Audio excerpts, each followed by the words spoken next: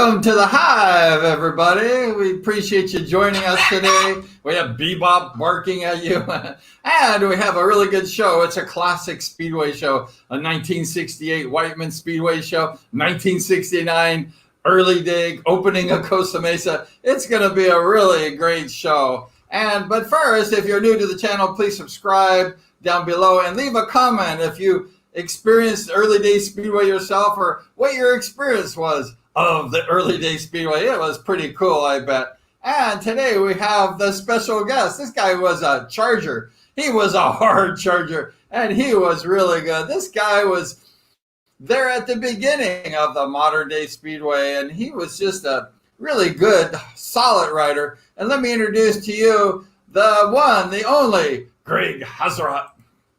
Hey, Brian, how you doing? Good. How you doing, buddy? I'm doing great, man. Yeah, I'm doing good. Thanks for inviting me on. Oh, I appreciate you coming on. You just have a wealth of knowledge, so we really appreciate. We don't appreciate her, but we appreciate you, Greg.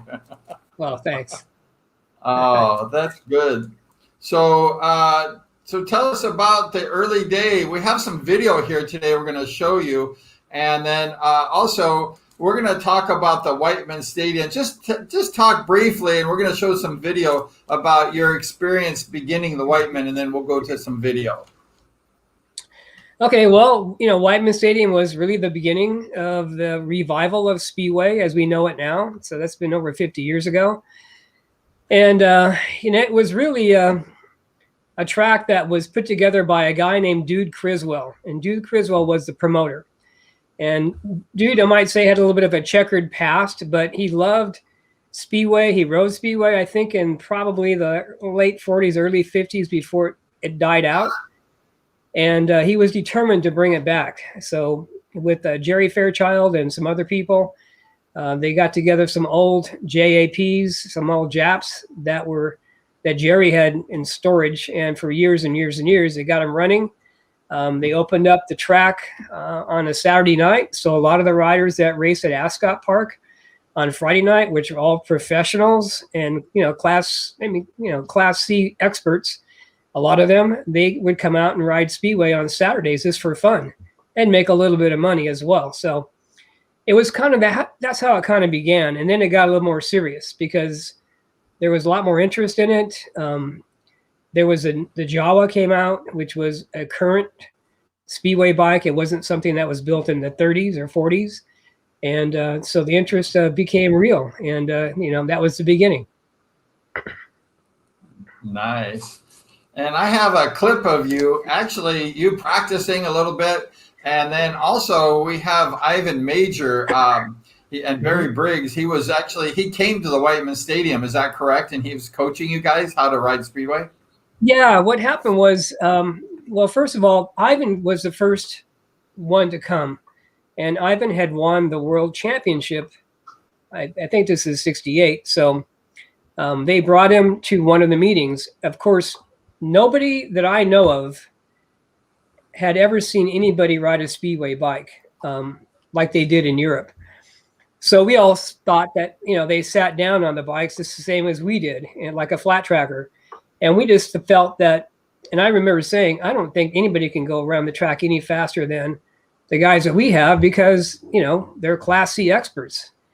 Boy, was I wrong. So they brought Ivan over, and as I recall, this is my own memory, so could be a little shaky, but, it was a long time ago. They kept him away from the rest of the riders, and he had his own, he had a JAP that they had put together for him to ride. He brought his own carburetor, his own, whatever he brought, his handlebars, things like that. So they kept him separate. They put all the stuff together on the bike, got it ready to go out and ride it. And I remember telling somebody, the guy could be a world champion. I don't care. He's not going to go any faster than anybody else around here that these guys are Class C experts. Well, he went out to the start-finish line all by himself. He rolled the throttle on, got it wide open, and dropped that clutch. And that motorcycle never took a breath for 4 laps. It was the most amazing thing I'd ever seen at that time. And and he was standing up going into the corners. We had never seen anything like that, and he never shut the throttle off. I mean, it was just wide open. So right then and there, we learned that we were not as fast as we thought we were. And it was a pretty amazing experience. They actually inserted him into the races that night. They put him like a half a lap behind. And, you know, it would take two or three laps, and he'd be by everybody. So then we realized that we had a big learning curve. And it really was also, I think, kind of the separation between the beginning of Speedway, where guys wanted to ride Speedway, and it was a different style altogether than riding a flat track bike. And you almost had to make a decision if you were going to make a career out of this. And you had to either go one way or the other. And so we ended up with some guys that left the Class C flat track, you know, like Rick Woods and Bill Cody, Mike Conley, a lot of guys that were really, really good. They left Class C and decided to ride Speedway, or Class A, which means alcohol. And so it was kind of a dividing point at that time. And then when they came out, when Barry came over, Ivan and Barry came out and put on a school at Whitman. And first thing they did was take everybody's handlebars, flip them up, bend one side up, flatten one side out.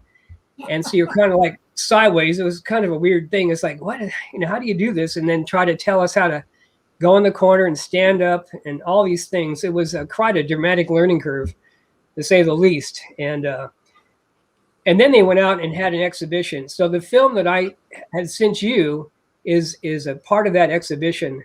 And you have to realize that was the first time that two world champions had ever been on the United States soil, and actually had a school and taught riders from here how to ride, you know, Speedway. It was really very generous on their part to do that. And so the video is it's nostalgic. It's a one of a kind. It'll never happen again. It's only one time you ever have somebody do something first, and this is it. And we want to thank Mr. Greg Haserot for the video, because it came from his archive collection. We worked hard today putting this little piece together. And first, Greg is practicing. He was a good rider. I mean, he's a hard charger. And then we go to Barry and Ivan.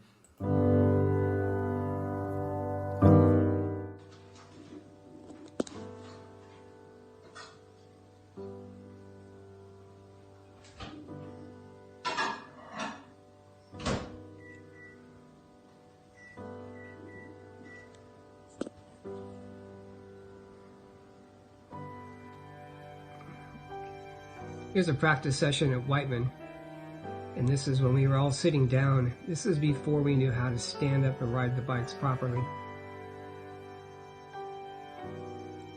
So you can get a little bit of an idea of how we rode prior to Ivan and Barry showing up and teaching us the proper way. This is at Whitman.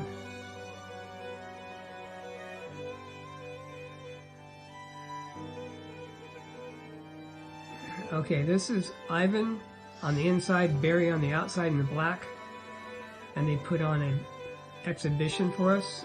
This was the day that we all learned how to ride a Speedway bike properly, and they took the time to put on a little exhibition for us, riding side by side. It was pretty cool.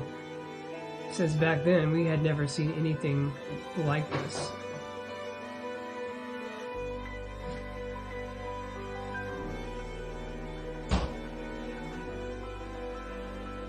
That's Ivan. This is at Whitman Stadium.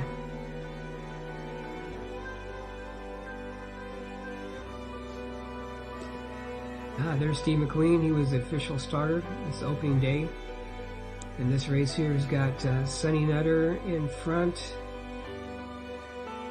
and Lonnie Castillo in second, and my brother Bruce. I think that's Mike Bass in the white. And we're just learning how to stand up. It was kind of like the interim period where some guys sat down, some guys stood up, or were trying to stand up, and made for some interesting racing. So Sonny's got the lead. My brother gets into second place. Sunny looks like Sunny.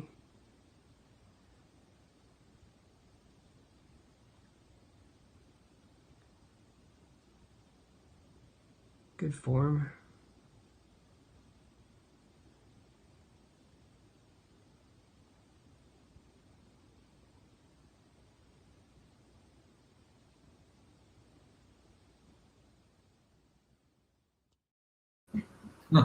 Wow.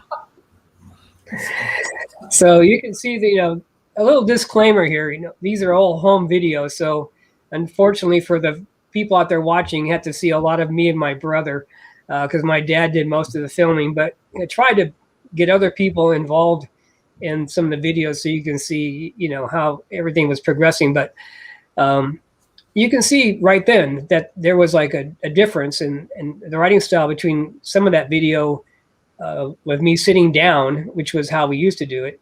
And you can definitely go a lot faster standing up. Yeah, no doubt. Well, yeah, I mean, a lot of these guys, they didn't know better. And actually, Gene Woods, he told me when he's on the show that a lot of these guys were the flat track. They actually were riding the short tracks like a speedway track. And then they're short track riders, and the short track riders came to speedway. Is that right? Yeah, I mean, it was just kind of a conglomeration of all different types of riders. I had, friends that wanted to ride Chuck Minert, Feats Minert. He was a really good motocross rider. He rode speedway for a little while. Everybody wanted to try it because it looked like it was so much fun, which it is. I mean, throwing a bike sideways, backing it in, all that stuff is, that's the ultimate dream for a lot of guys that ride motorcycles. They love doing that stuff. And so a lot of guys, they dabbled in it to see whether they liked it or not. But, you're right. A lot of guys that rode at Trojan Speedway that were like Larry Shaw, a lot of these guys that were very good, they went on to ride Speedway and they kind of gave up their other career. And the main thing is, your right side, the foot peg's only like 2.5 or 3 inches off the ground. Where on a regular motorcycle, it's, your leg's bent and you can't stand up, you can't straighten it. So the difference being that you have to have all that leverage when you go into the corner. You can stand up and you can push down on that right foot, and you can stand up and you can move your body back and forth, and you can move your leg, back and forth, your left leg, kind of like a rudder, make it turn sharper or make it turn less. So that lot goes into it that you have to learn. It's not just a matter of standing up. There's a lot more to it than just that. So it became something that people had to learn how to do, and you really couldn't do both. It was hard to do both. I mean, I think you could try, but it really was difficult to excel in both styles.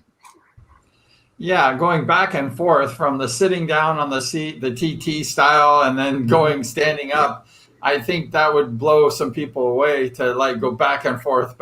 So yeah. I guess, like you said, probably half the guys that were the TT riders, they like their butts on the seat, riding kind of that style. They said, we're going back to the TT flat track style. Yeah. And half the guys went back. They said, forget it. We're like Woods and Conley, the Bass brothers, Cody, all these guys, they said, we're going to quit that other style and we're going to come to Speedway and stand up.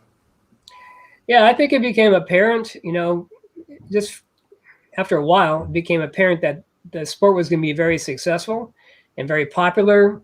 There were short races, it was based on not what motorcycle you were riding. It was based on the popularity of the rider. So the personalities of the people, of the riders, played a big part.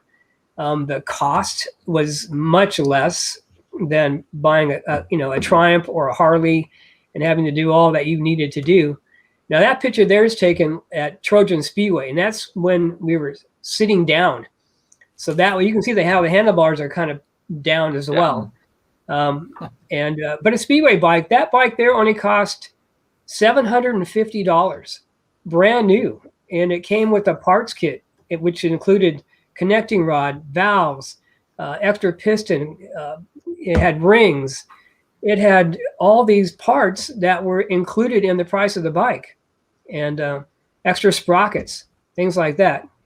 And then Joe Kubitschek, who was the importer for Jawa at the time, it didn't take him very long to figure out that he needed to take those parts and put them in stock instead of giving them to the people that bought the motorcycle. So he could actually increase his own inventory and not have to give anybody the parts that they were supposed to get with him. Greg, shh. Don't tell Cody about that, because Cody. No, Bill's a straight up guy. Bill's a straight up guy. So they don't come that way anymore. That was a long, long time ago. Oh, so, and here's a picture with you at Woods at Trojan. Yeah, is that right? I think, gosh, it might be. That's Woods on a JAP. Oh, and we had jersey. It might be at Whitman, because we were on different teams. It looks like. Was that the team racing you guys were on? Yeah, it might have been. I didn't ride the team racing all the time, but I might have got good enough to every now and then to get put on a team, because the teams weren't like fixed. I don't believe they kind of made them up as they went along. But you can see it's a lot different style than if you see another picture of Rick Woods later on. Oh yeah. And this is okay. Yeah. Well, there you go. Here's Elliott Schultz, national number 20 at Ascot Park. He was a great half miler. Then Swede Savage, who unfortunately lost his life at Indianapolis, but he was a great car racer and a motorcycle racer.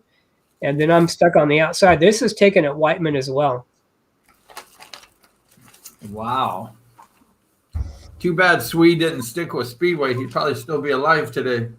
That's hard to say. He was a great car driver too. It's just unfortunate what happened to him. Yeah, no, that's terrible. And so I guess you guys, and then where was this picture taken? Right here? That was taken at Bakersfield. That was it. Digger Helms track. And then I had my brother and I were on a team called the Black Knights Racing Team, and we had a third rider. And that guy that sponsored us was his name was Paulus. Last name was Paulus, and he was a great guy. And I had the handlebar mustache. You had to have something that made you look a little bit different and make you stand out. So I think I was about 19 or 20 about then. At least you could grow a mustache. I think I never could. So congratulations, Greg. Thank you very much. That's cool. And then that was fun. It was a good time. That was a fun year. That it was. And this is another one of you at Costa Mesa or something? Yeah, that was towards the end of my career. I used to work for a guy named I used to work for Petrochem Products, and I used to be a salesman for them, and he sponsored me. So he bought my leathers and all that sort of thing. And Vern Huber, his name was Vern Huber, and he was a great guy.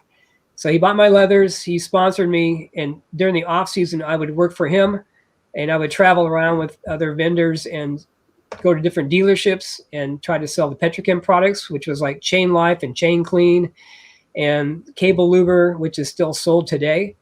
And he was a great guy, and he, sponsored me, and I couldn't ask for more. So.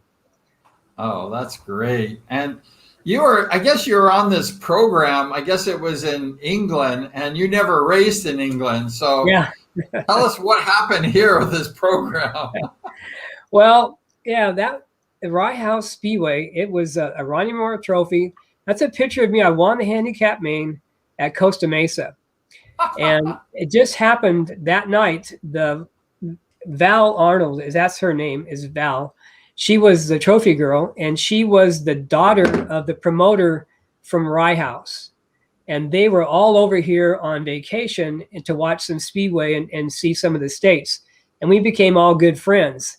It was Bill and Nina Matheson were the promoters, and their daughter, Val, was along with them, and with her husband, Ron. And we went out and did a bunch of things, took them to Knott's Berry Farm, and we became good friends. And so when they went back, at some point along the line, they decided to put my picture with her on the cover of the Rye House Speedway program and I never raced one lap in Europe or in Britain, in England, and yeah, it was it was really a surprise, and that's in actually there's a Speedway museum that Bert Harkins he actually runs it, and that program is in that museum as well because it's just different. So. Oh, you got to get Bert Hawkins on this show. He was a good Bert, you'd love Bert. Yeah, you'd love him. He's great. Yeah. He's talk about an ambassador for Speedway. He's definitely it. Oh, he's a great guy. I've never met him. Yeah. I saw him race the USA versus the world back in '76 or something, and Bert was there racing with the boys. Yep. Yeah, he was good. He was a good rider. That guy was. He was good. He didn't look like a Speedway rider, but that guy could ride a Speedway bike. Yeah, he sure could. You never can tell, can you? No, looks are deceiving, let me tell you. Yep. So we have some more footage here of you racing. That's your handicap race.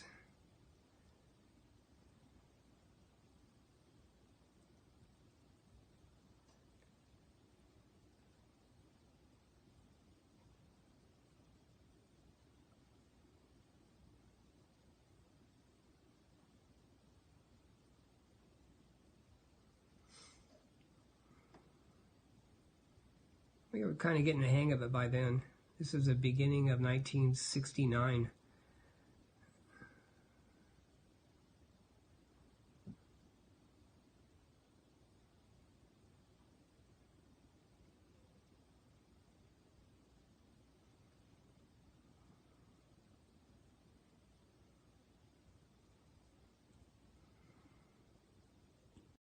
Stakes. So. Wow, cool stuff. Yeah. That was, so what race was that? Do you know? It was probably, I'm not sure if it was a handicap. I don't think it was a main event because there weren't that many. It was probably more like a heat or semi. It was, but I probably would go on to the main event. The top three riders in the semis would go to the main. So we'd end up being, I think, six riders, six riders, I think, in the handicap main event, and then only four riders in the scratch. But you had to work your way there. You had to earn your way, and you had to pass all these guys that were in front of you. So it was always good for the crowd. The people loved it because the guys that were really fast were way in the back. I mean, like Mike Bast or Bill Cody or Sonny, Rick Woods, Larry Shaw. Those guys would be back in the 50-yard line or 60-yard line. So they'd be way behind, when the race started. And then the guys on the 0-yard line or 10-yard line were pretty much squirrels. And you never knew where they were going to go. So it made some for pretty interesting races. And I'm sorry to see they don't have it anymore. But I guess it's a sign of the times. They just don't have any handicap races anymore. I guess the riders didn't want to get hurt, or the good riders didn't want to be taken out by the slower riders. I don't really know the reasoning, but they haven't had it for a while. Yeah. Well, that was Mike Bass's big trouble when they start paying less money, as he was starting from the 60, and he said, I don't want to hurt myself. I'm going to go real fast for no money or a little money. And that's not really, about that. Well, they made a lot. He made a lot of money in the handicap. I mean, the money was split. Back then, we made more money, or had the potential to make more money than they do now. I mean, we got, it was a guaranteed $2,000 purse against 30% of the gross gate. 30% of the gross gate at Costa Mesa, when they were getting 5,000 and 6,000 people there on a Friday night, was huge. And it was split. You didn't make any more money, I don't believe, to winning the handicap main as you did than the scratch main. I think they were even. I don't remember exactly, but they were pretty close. So it really made sense if you were in a handicap, to work your way through that and into the main, and you can make some good money. I know those guys. I mean, I know I had a few nights where you get paid that night. You get paid cash on the regular $2,000, and then the following Friday they would figure out what the overage check was. So it's 30% of the gross gate. Whatever the overage was, you get a check for that for the past week plus whatever you won for that week. And there was some nights when those guys would pull down, $1,500 for one night of racing at Costa Mesa. I mean, I know I made $1,000. I didn't do it very often. I was one of those guys that, you got to have somebody to beat in order to win. So I was one of those kind of guys, but but regardless, if you rode well and you made the mains, you make some pretty darn good money. And we rode 4 nights a week. We were Tuesday in Ventura, Wednesday in Bakersfield, Thursday at Irwindale, and Friday at Costa Mesa, which was a coup de grace. I mean, you make big bucks there. The other tracks didn't make as much money, and there probably wasn't much overage, if any, but it all added up, and you can make a darn good living riding 4 nights a week, 6 months out of the year. Oh, and also, Greg, what you didn't say is you have to take into account that 1970, the dollar was worth like 3 or 4 times as much as it is today. So, I mean, we're talking $1,000 or $1,500 in one night. How much is that worth today, Greg? Oh yeah, it's huge. I mean, I remember my rent was $150 a month, and I think minimum wage was $3.65. So, $3.35. I think it was $3.35 back then. $3.35, yeah. So, yeah, it wasn't much, but we all lived on it, and we all managed to. And gas was like 28 cents a gallon, so we could afford to drive all over the place. I mean, to drive to Ventura and back was it was like 180 miles, and the next night to Costa Mesa, to Bakersfield and back was 240. Irwindale was close by, wasn't too far, but then we'd all party afterwards at the Irwindale Inn. And so when Friday rolled around, Costa Mesa, it was 40, 50 miles, back round trip or whatever. So, but it was a lot of fun, and it was good to be young and good to have all the energy to do all that stuff. And I wouldn't trade it for anything. It was a really good time for everybody, because the growth and the excitement that was at the race was really pretty crazy. That was neat. I have a question for you, and I don't know if you know the answer of it, but I was thinking about this question for a while. Now, you mentioned that the Costa Mesa, they shared 30% of the gate. That's not the purse. That's just the people that, come in the stadium. How did they divide that money? Did they divide it equally to all the Division I riders, or did they give more money to the winners, or how was that split? Because I have no idea. Well, I honestly don't remember exactly, but I would think it was proportionate to what it was the regular, whatever you won. Like, so if winning the main event was, let's say, the $2,000 guaranteed purse, if winning a main event was 20% of the total of the 2,000 or whatever it might be, then that's how it would be. It would be broken down in the same percentages as so it wasn't like equal.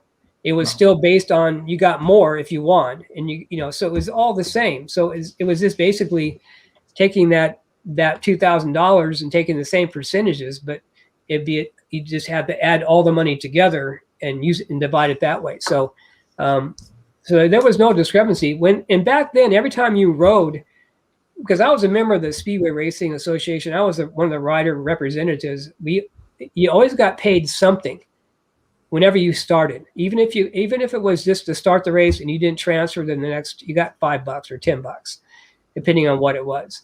So you didn't make much money, but you made a little bit of money. So it was you never went without making anything. If you could just get past this, if you could just start, get to the first turn, then you got paid. How much was your sign-up fees? Was it like $5 back then, or $10, like that? Something. It wasn't very much money. I was only 18, so my dad paid for all that. I didn't really care, So it wasn't too much, though. I'm sure it was very affordable. The big thing was you had to have white pants. That was to get in the picture. You had to have white pants. You have white pants, you can't get in. I don't think back that in the old days. Now, does that make sense? You got to wear white pants to get dirty. I mean, that's right. Who thought of this? I mean, this is, and if you didn't have the white pants, what happens, Greg? You don't get in. No like getting that. in. I don't care who you are. Yeah, it don't matter. And that, I mean, I don't know, was that Fairchild that made that stupid rule up or what? No. I think that's a rule that was in racing for years and years and Ah, years. I mean, back to the 30s, 40s, not just Speedway. I think it's in racing, Class C racing, all the racing, all the motorcycle racing. I remember everybody that was in the pits had to wear white pants. It's just yeah. that's just the way it was. I think I read somewhere, if I'm not mistaken, that George Wynn helped write the rule book for the SRA. Is that true or something? Do you know that or not?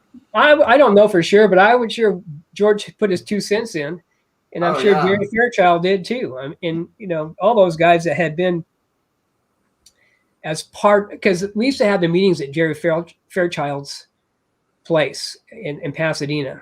So I remember we had meetings there, and so I don't know exactly who put together the rule book and all stuff, but I'm sure they all had their 2 cents. People that had background and that were a little bit older and had background in racing.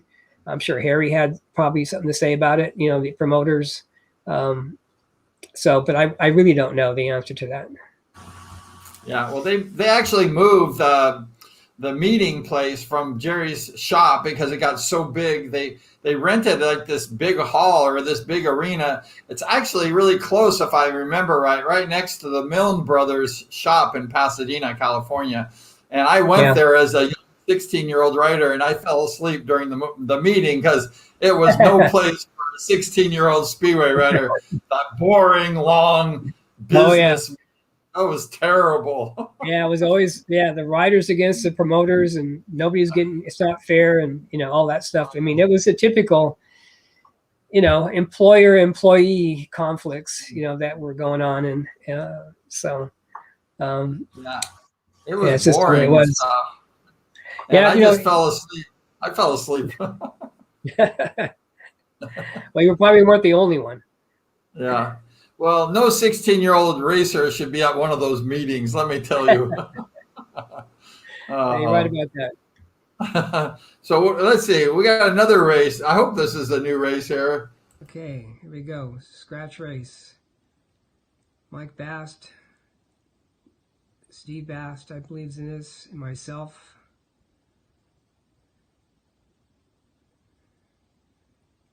I got a good start. I'm out in front.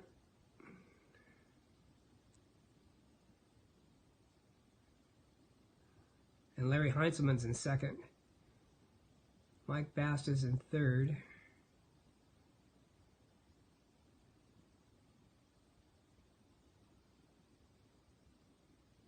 This was at San Gabriel. It's a pretty cool track.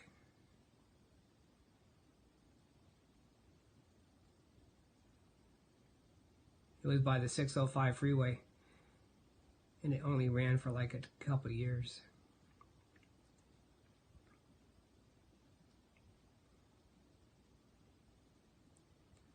Yeah, eked out a win. Almost gave it away. 89 and I was 96. That's how we rolled back then. You were 96. Who were you racing? Number 96. Who was that guy chasing you down? No, that was a guy named Larry Heinzelman. Larry was a Class C flat track guy. He was a very good friend of Sonny Nutter's. They were good buddies for a very, very long time. He was a finished carpenter. I think did finish work carpentry. He was a good rider though. And that track, San Gabriel, was on Saturday afternoons, I believe, or maybe it was Sundays. I'm not sure. I think it was Saturdays. And it was run by a guy named Johnny Gibson. And Johnny Gibson was a really good racer in his own right back in the 50s on the flat track. And he crashed real hard, and he had a nickname. He was called Crashwell Johnny Gibson. And but Johnny was a great guy and a very, very accomplished racer in his day. He loved Speedway, and he always wanted to have a Speedway track, and he managed to have one for a couple of years. Very good. Oh, he was good. He was hunting you down. You won that scratch main. I did. You're good. You're good. So we're going to ask everyone this question. We know that Gene Woods was the first number 3 that we thought of, but there was another rider, one more rider who was number 3, the first number 3 rider. And we're going to ask people if they can answer that question. Who was the first number 3 rider in the modern day Speedway world? And go ahead and make a comment, and we're going to wait and see who can get this answer. Okay, we'll keep going with the show. All right. So we had some other tracks. You rode all these weird. Well, first of all, getting back to what is it called? Southgate. Was that like on the 605 freeway in Southgate with that song? Is the 605 freeway in Southgate? Is that the same song? It was called San Gabriel. It was San Gabriel Speedway. And it was off the 605 freeway, but it was up, if I remember right, this is a long time ago, it was above the 60 freeway, but maybe before the 10. But it was just nothing out there. It was just wide open area. And, and they built this, Johnny, they had property that he could use, I guess, and they built this track. And I think Steve Evans, a guy named Steve Evans, was also involved in that as well. But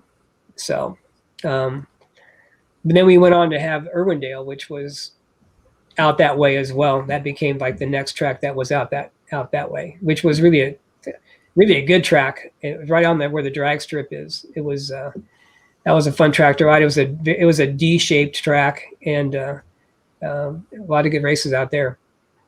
Nice, but that's not the Steve Evans that's today. It's a different Steve Evans. Correct? No, yeah, this Steve Evans was involved with I think Irwindale Raceway, I believe, and it was a long time ago. Wasn't he an announcer or something, or was he just a promoter? I thought there was a guy named Steve Evans that was an announcer. Was that the same guy? Did. You're right. He did do some announcing. Is right. Yeah, I remember that name, Steve Evans. Yeah, he was.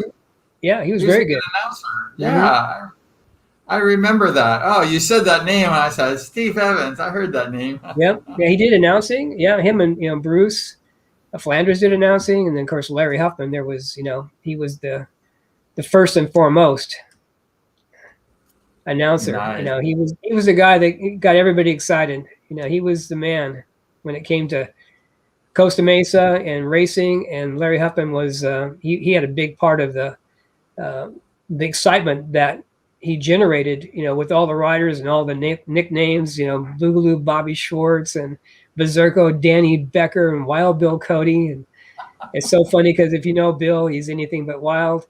And but he had all the great names for all these guys. Well, the first announcer at Costa Mesa, I believe, was Bruce Flanders. He announced for a few years, and then they canned him, and then they brought over Larry Huffman. Is that correct? I don't think so. I think Larry was the guy that started it, and then they brought in Bruce. Yeah, Larry was the guy. I remember him. I could be wrong. I have to defer to being 71 now, so I was only 18 then, so there's a lot of years and things kind of get a little mixed up every now and then, but I'm pretty sure Larry was the guy, and I don't think Bruce used to race. Bruce was a rider. Yeah, he was. He was a rider. He wasn't, I hate to say, he wasn't really all that good, but he had fun, and but his calling was definitely announcing. He became very successful in that, and in a lot of different venues, so a lot of different genres of racing as well. So he was, and that Flanders family has been in the motorcycle business for over 100 years. Selling accessories, even to this day. John and Paul, they were all part of that Flanders family, and their dad was a big wheel with the AMA for many, many years. That's great. Yeah, they were really good. I think Bruce was like ranked number 17th. So number 17th in the nation, Bruce Flanders.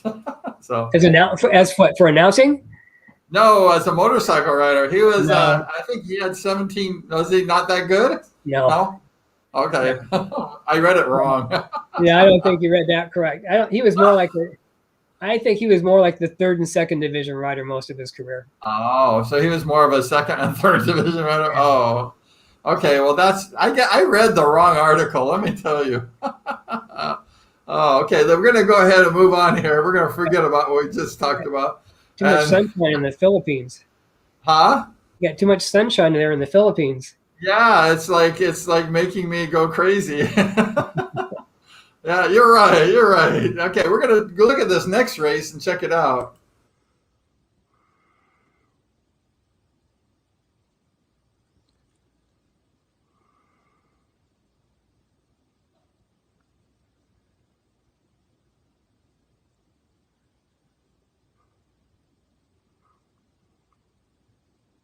Larry Heinzelman's out in front, and I'm chasing him down.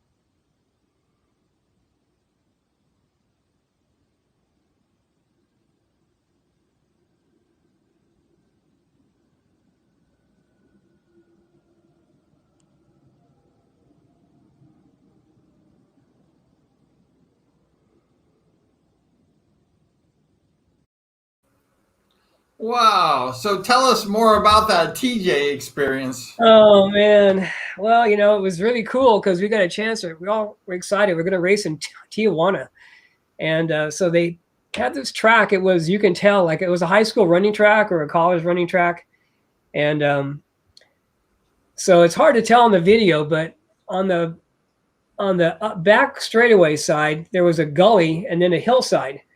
And so what they didn't figure on was that, we had a big crowd to watch the races, but about 80% of them stood around on the hillside and watched the races for free. So the promoter got a little nervous and didn't have much to show as far as the attendance, people actually buying tickets. And so we all ended up with, I think, $50 a piece is how it worked out. And I think the promoter was trying to get away with as much money as he could. And as I recall, I could be wrong about this, so I might get called out on it, but poor Sammy Tanner, this guy's car, it was Dude Criswell, his car got stuck in the mud, and so Sammy helped him get the car out of the mud so he could get away with all the money that we were supposed to get. So I think we all ended up with $50, and but at least that's a story I remember, and I'm sticking with it. So if anybody wants to challenge that, they're more than welcome to. But it was fun. We had a great time. That track was like rock hard. They didn't do anything to it. It was just the surface that it came with. So as the day went on, if you ran out of tires, and we used both sides of every tire we had, there was nothing left. It was like being on a grinder. I mean, it just ground down the rubber right off those tires. And so the guys that, of course, the guys that ended up doing the best were the guys that had the most tires and had the most talent. So, which is how it usually works. But no money. Nobody was making money. No money. I don't think anybody made a lot of money. At least they weren't messing up to it. They got more than they were saying, but I don't think so. But you got to give Dude a little credit, because people were actually, just a little credit, and people were actually not paying. The Mexican people were not paying for the races. They were actually sitting across the area in the goalie. Right. So they had free speedway. So Dude got burned, right? Yeah. Pretty much how it worked. You got to give Dude, you have to give Dude credit. Dude was a promoter. He was a fast talking guy, and he knew what he wanted to do, and it really wasn't for him. I don't know who would have started Speedway. I don't know who would have had the vision to get all these old Speedway bikes out of mothballs. I mean, if you hadn't had the prior experience prior to that, which he had when he was young, and evidently he had, in the back of his mind, it was something he always wanted to do. And he pulled it off. And it really is because of him that Speedway, I think, exists today. I don't know if it would have at all if it hadn't been for him. I read somewhere that Harry Oxley and Jack Milne, they went to the Whitman Stadium and then they saw everything that was happening over at the Whitman, and then they went ahead and said, like, if we could put the speedway in a populated area like Orange County, and then if we could like bring the fans closer to the speedway and have them smell the castor oil and have all that excitement, maybe we got something. And so actually, from what I've heard or read, that Harry Oxley and Jack Milne, they attended the Whitman Stadium, and then they got this light bulb went off in their head. Yep. I would say you're probably right about that, because they remember, well, Jack Milne, I mean, they remember Lincoln Stadium. And if you've ever seen any pictures of Lincoln Park, the crowd was right on the track. I mean, it was a big deal, and they had huge crowds. And, you know, Harry used to run in Milne Brothers. He was the GM, and he worked for Jack and Cordy. As I remember this. And so, yeah, I'm sure that's what happened. And then they came up with, they found the Orange County Fairgrounds and as a potential. And I remember walking in and seeing that. And I thought Whitman Stadium wasn't all that big. I mean, it was more like a D-shaped track, and it was about, 220 yards around maybe. Costa Mesa, man, it was like 180 yards around. And it was tiny. And it was a bull ring. I mean, it was that's where they used to have their rodeos and that sort of thing. But they invited a few riders out. I happened to be one of them, to do sound checks to see how loud it was going to be, because it couldn't pass certain decibel level, because the races had to be over at a certain time. And it worked out, and they had the vision. And I mean, Harry, you got to give Harry a lot of credit. He knew what he was doing, and he built that Costa Mesa, built that track, and passed on to Brad. And I know he was on your show recently, and you can't say enough about what they accomplished. And because of Costa Mesa, really, I mean, a lot of guys like Penhall and Scott Autry, who was the first rider, a lot of these guys were given basically an opportunity to further their career and go race on a worldwide schedule or style. And so yeah, it was pretty cool. And the only thing Costa Mesa used to be back in the old days was they would always allow to have the rodeo there during the Orange County Fair. And the first night back, after the rodeo was over, the track was oh my God, it was almost impossible to ride. And I remember one night I made it to I didn't make the main. It was a semi-main. And on the last corner, I caught whoever was in front of me, and I beat him to the finish line, went into the corner, laid the bike down, shut the throttle off, and it had been so rough that the manifold had broke, and it sucked a bunch of air, and that thing ran wide open and pitched me over the high side right into the crash wall. And I spent the night in Hoag Hospital, all because of that racetrack. Yeah, with a bruised kidney. That was not a fun day. That's a painful injury. Oh man, I've broken a lot of bones and stuff, but man, that was right there with the worst injuries I've ever had. Yeah, no fun. Horrible. Yeah, it was no good. That was before the days of Brad Oxley grooming the track. Well, it didn't matter, because it was Harry's track at the time. Brad was a kid, but it didn't really matter because the track was so rough, because it took about 2 or 3 weeks to get it back into shape, because the rodeo people destroyed it. They dig it all up and make it soft and all that stuff, and it was really hard to get the base back. And but that's yeah. I didn't do as well on it as others. Let's put it that way. Well, some guys can ride the rough tracks really good, and then some guys can't ride I don't ride the rough tracks very good. I'm like you. When I was a rider, you put me on a track like that, forget it. Yeah, I liked a cushion. I didn't do really well on tracks that were super slick.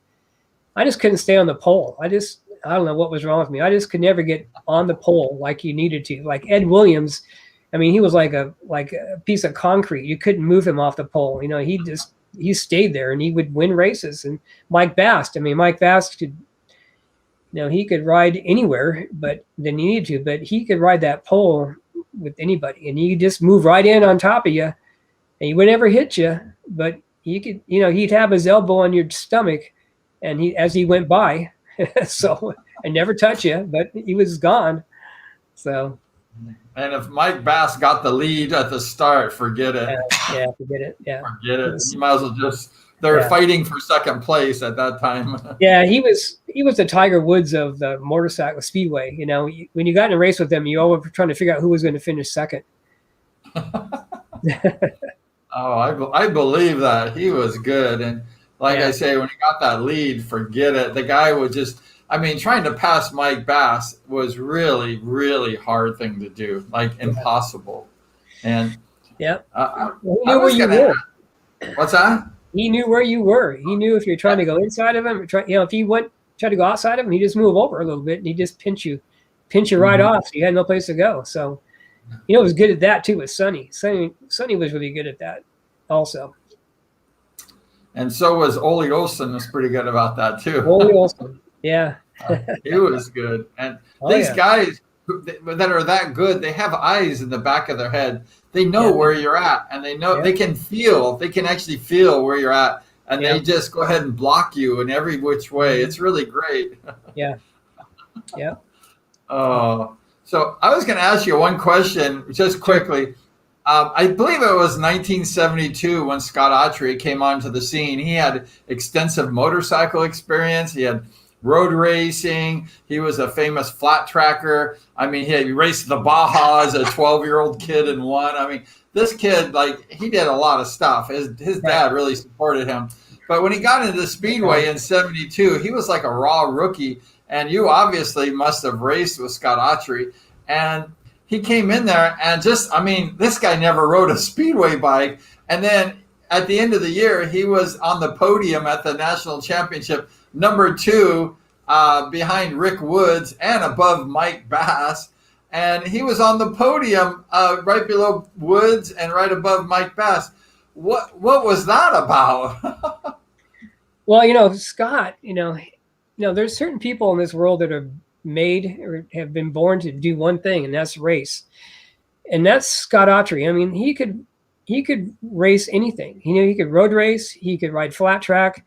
I first met Scott, or first saw him, was when I was like 16. When I first started racing, he was racing at Paris and Elsinore. And he raced in TT, and he rode flat track and a bunch of different things as well.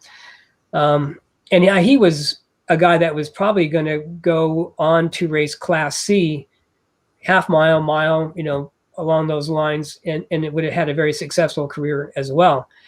And I don't know what made him change or what brought him to making Speedway his career exactly. I don't think I've ever asked him. But he was just one of those kind of guys. And to give you an idea how good he was, I remember when he first started that we all could figure out what rear sprocket people were running, 69 tooth, 72, depending on what.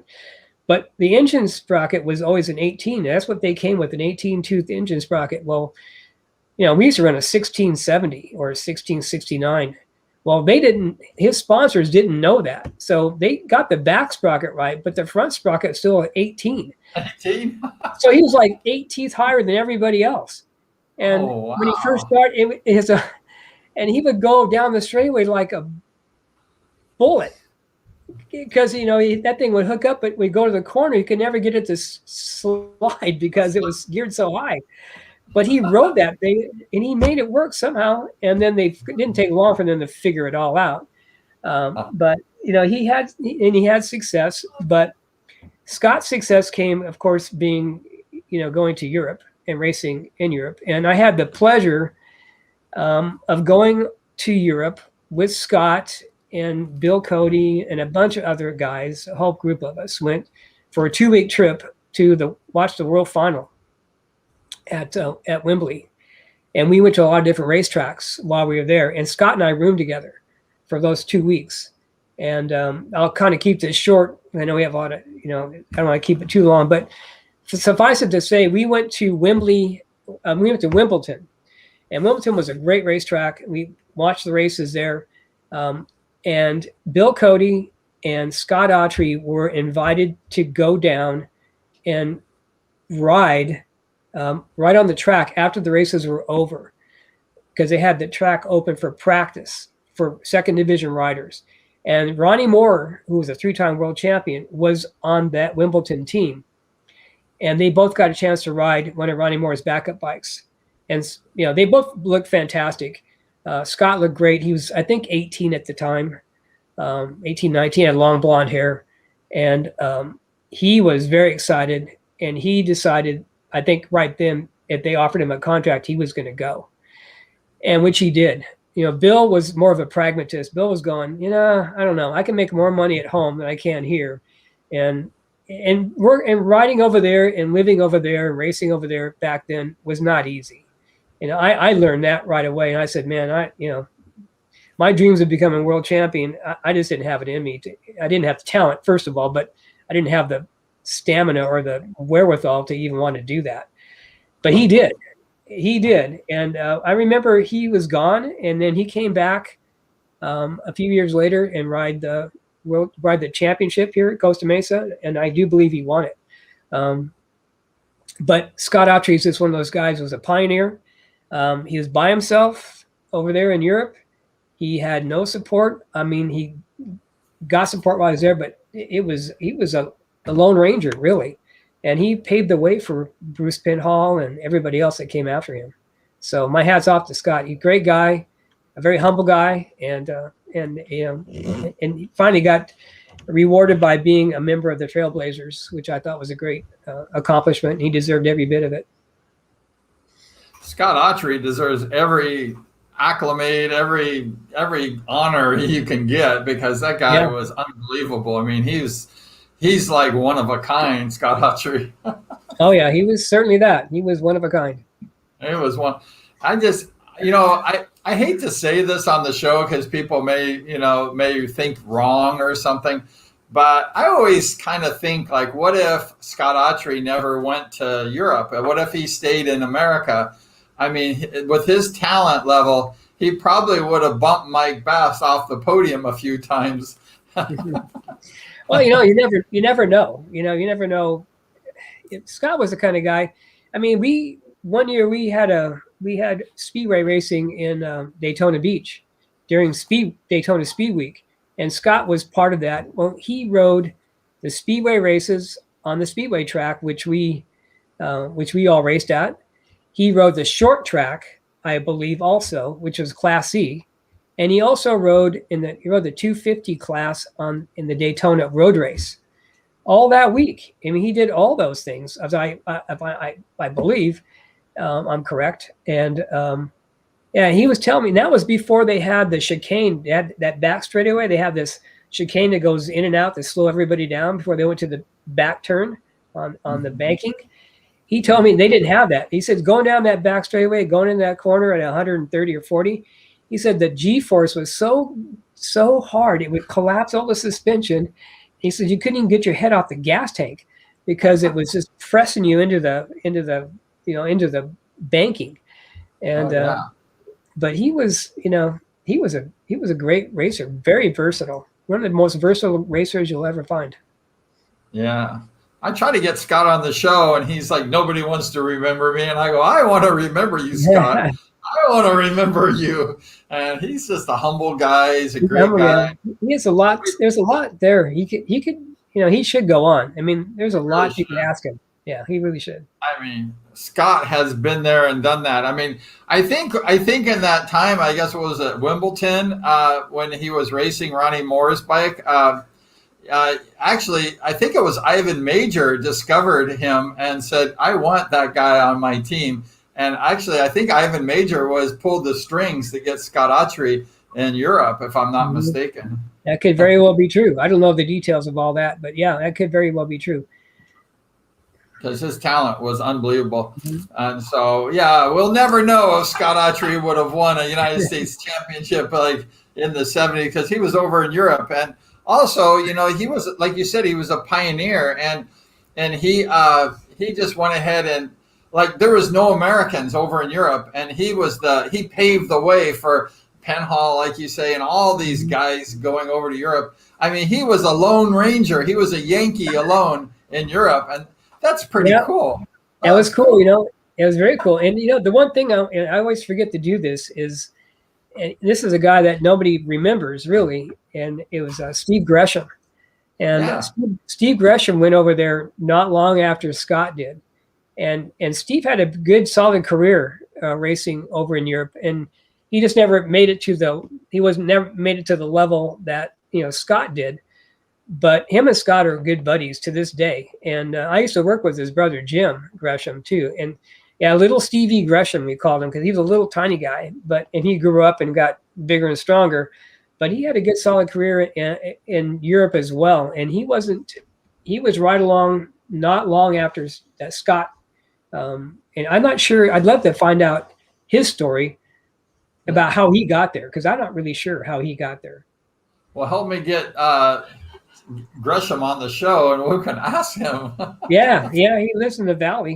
He still lives out, I think, out in San Fernando Valley, someplace. I don't know how to get a hold of him, so if somebody knows how to get a hold of him, we'd love to have him for sure, because he has some interesting stories about those early days. Oh wow! Yeah. So that's cool.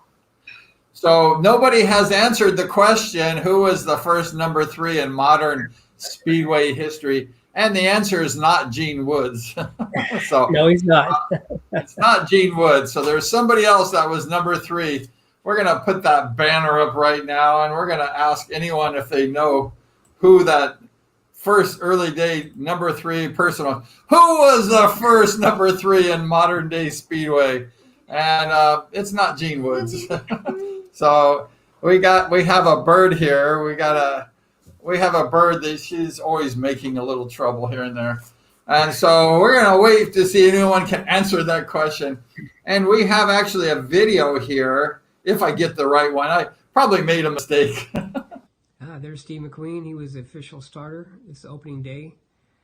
And this race here has got Sonny Nutter in front, and Lonnie Castillo in second, and my brother Bruce. I think that's Mike Bass in the white. And we're just learning how to stand up. It was kind of like the interim period where some guys sat down, some guys stood up, or were trying to stand up, and made for some interesting racing. So Sonny's got the lead. My brother gets into second place. Sonny looks like Sonny.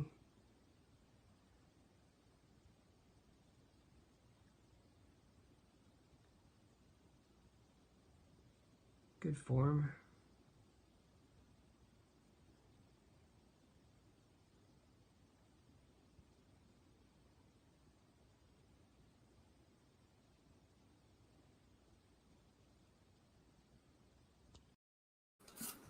Your brother almost had Sonny there, and then he just kind of stopped. What happened there? I have no idea. He should have just taken him out. Yeah, he should just kept going and pushed that guy in the wall, and then he would have won the race. Well, there was no wall. You could just push him out to the concrete, the asphalt, because the straightaway was asphalt.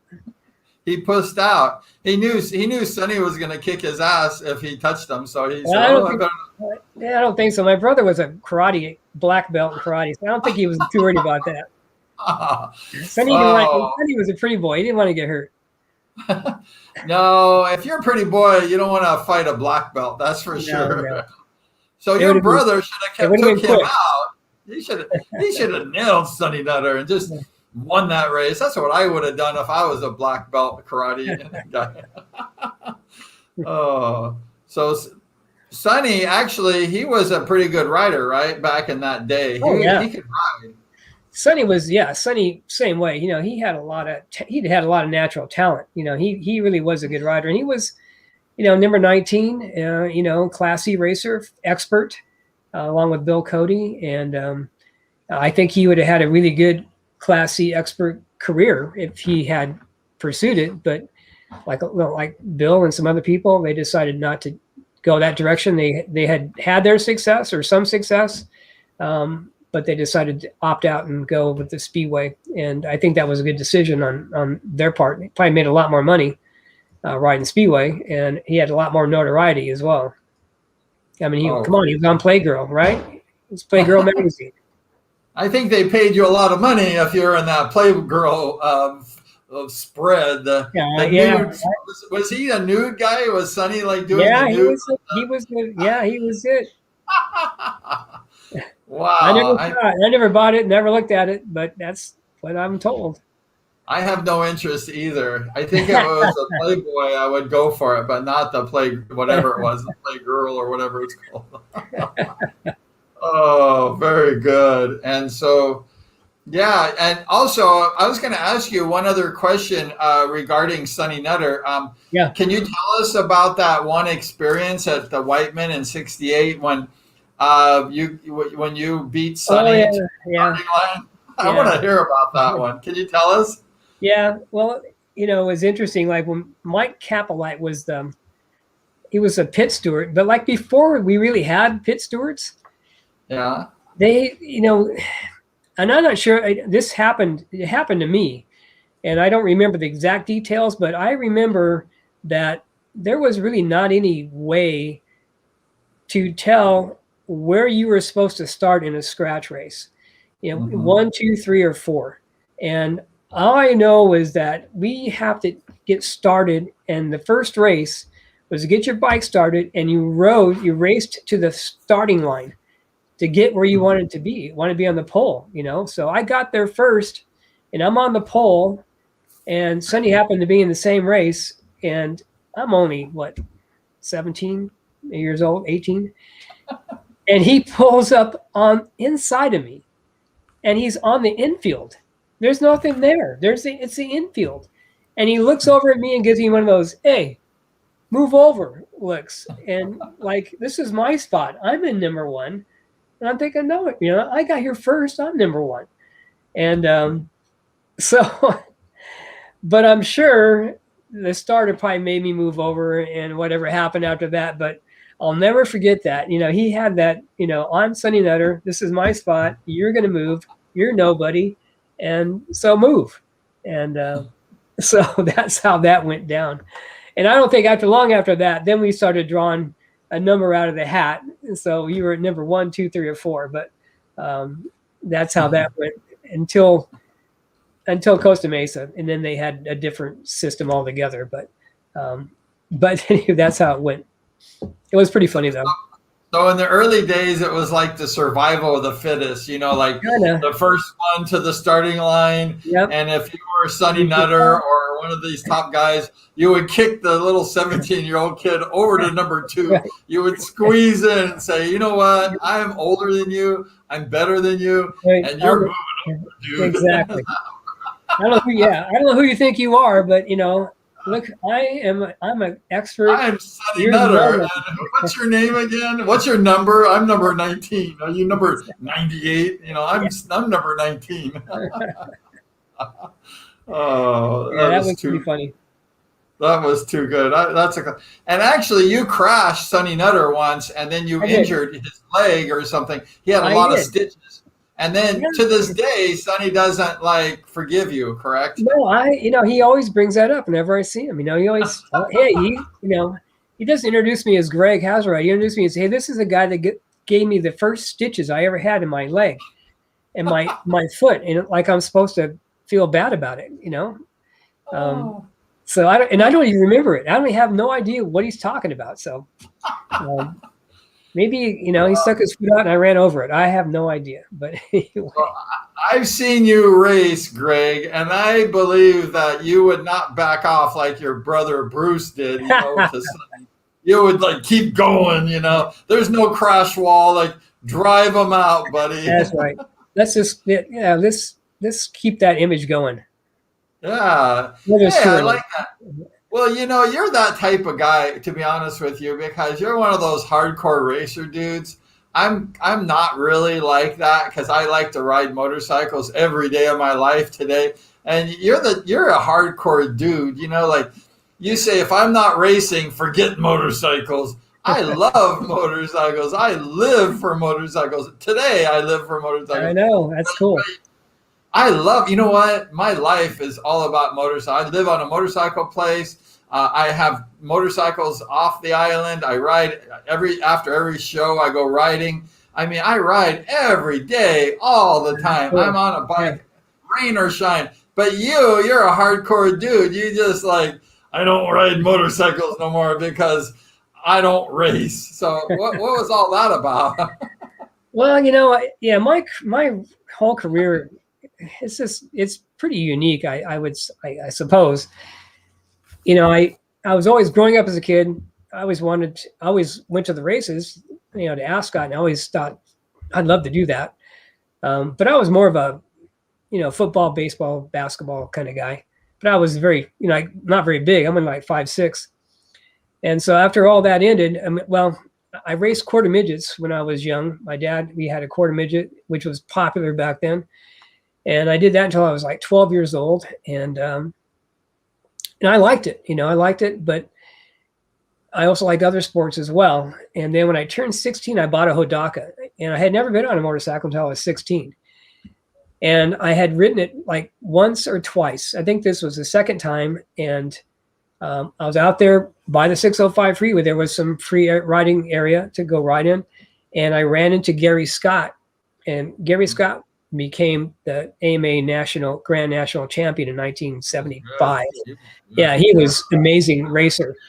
And I used to race quarter midgets against him. And so I knew him, and his brother Hank was only like 3 or 4, he was a little guy then in the quarter midgets, but he was a lot older. So Gary, he says, "Hey, what are you doing next Saturday?" And I said, "Well, no, nothing really." He said, "Why don't you take your motorcycle and come out to Paris?"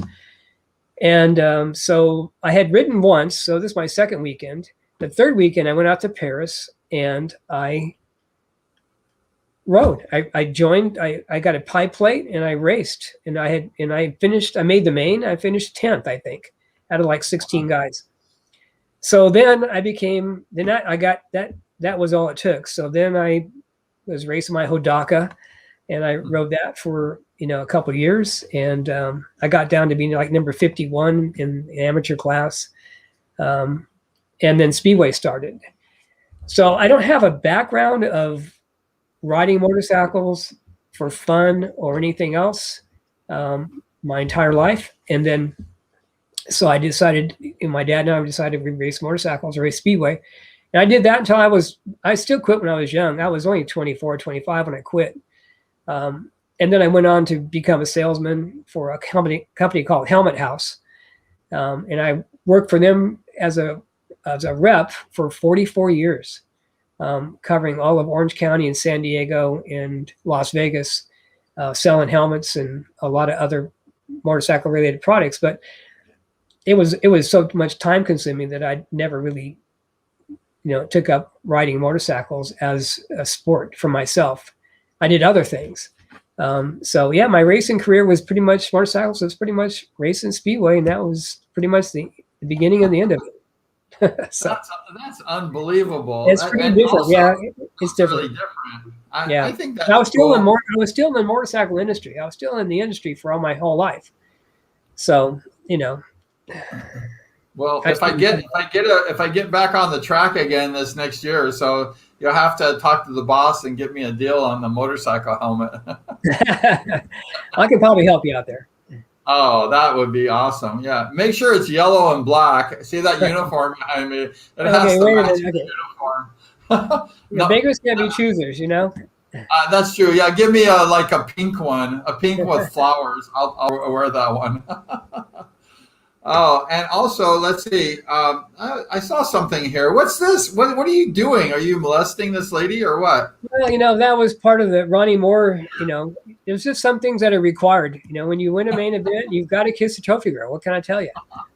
Oh, I like that one. Wow, they don't do that anymore, so you don't need to win any main events. Oh, that's good. And did you win a lot of main events in your career? I wouldn't say I won. I didn't win a lot of them. I won my share, but I wouldn't say a lot, no.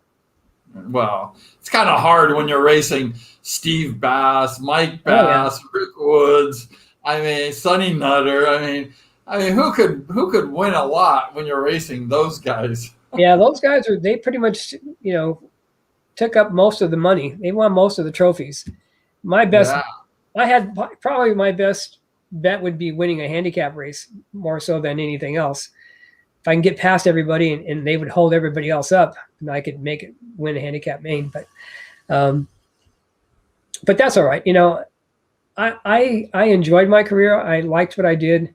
I knew when I was only going to be so good, and then I knew it was time to move on and close that chapter and move on to something else. So, and I did. So I had no regrets. I quit when I was pretty young, but I'm happy with all the relationships I've met. You know, people I met along the way, all the riders, and being, you know, in Speedway at that time was, you know, it was pretty special because you only get only gets a rebirth once, and I was part of it. So that was cool. Well, that's the cool thing, Greg, about this show. I mean, you were at Whitman Stadium in 1968. I mean, that's cool. I mean, how many people can say that? And then you were at the opening of Costa Mesa Speedway in the summer of '69. Yep, that's right. And I think that's Bryan Adams sings that song. And I mean, how many people can say they were racing the opening night of the Costa Mesa Fairgrounds back in '60? I mean, that's cool. You're on the opening night, right? Yeah. I don't have the I wish I had the program, but I always tell everybody I was in the first race on the first night, and I know where I started. I had to start in the handicap. I was starting going into turn 3. That's how far they had us handicapped, because they didn't have any idea how far back people should be handicapped. So guys like Rick Woods were like a half a lap behind. Well, that lasted like 1 week, because then everybody realized that there's a half a lap was a long ways to try to, you know, make up on all these other guys. But I you know, I know, but I was there for that. Yeah, I was there for that. I was there for, you know, a lot of good stuff. There was some great stories. You know, I think one of the best stories I have with Costa Mesa is one that involves Ivan Major and a guy named Don Hawley. Don Hawley was a former Speedway guy back in the, you know, when he was very young in the 50s. He went on to have a great career as a Class C, you know, racer and national number 6. And he was tough as nails, this guy. I mean, he was mean. He was like a real racer, man. Those guys back then, they'd rather run over you than, you know, anything else. If you passed him, look out. So, and I remember this night at Costa Mesa, the gate went up. Hawley was like on the maybe 20-yard line. Ivan's back in the 60-yard line. Anyway, they get through the first lap, and they're going down the straightaway into the turn 1 on the second lap, and Ivan's past everybody. And he goes in and he passes Hawley, and they get down the back straightaway and they go in that turn, and Hawley never even turns. He just center punches Ivan, just center punches him and knocks him down, right? And Ivan, you know, Hawley didn't care who he was. He didn't care if he was world champion or not. You know, he just didn't like it. So, and Ivan, it hurt him. He got back up, but it took a few minutes to get everything sorted out. So they had a complete restart. So, okay, here we go again. So here we go. So they start the race again, and same thing. He gets down. They make the first lap and go on the turn 1. On the second lap, Ivan's right there again, and he goes in and he picks up his right foot and he sticks his foot peg right in Hawley's front wheel and took out almost every spoke that was there and put his foot back on the peg and never missed a beat. I mean, completely clean.